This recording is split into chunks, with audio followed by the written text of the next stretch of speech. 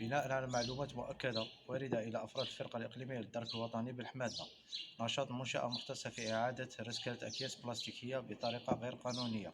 بعد تأكيد المعلومات واستيفاء الإجراءات القانونية، تم التنقل إلى عين المكان، حيث تم العثور على أكياس من المادة الأولية، بقايا أكياس بلاستيكية، ميزان إلكتروني، آلة طحن بلاستيك، آلة تقطيع الخيوط البلاستيكية، حوض مائي، خزانات. تم رفع جنحة استغلال منشأة مصنفة دون الحصول على رخصة.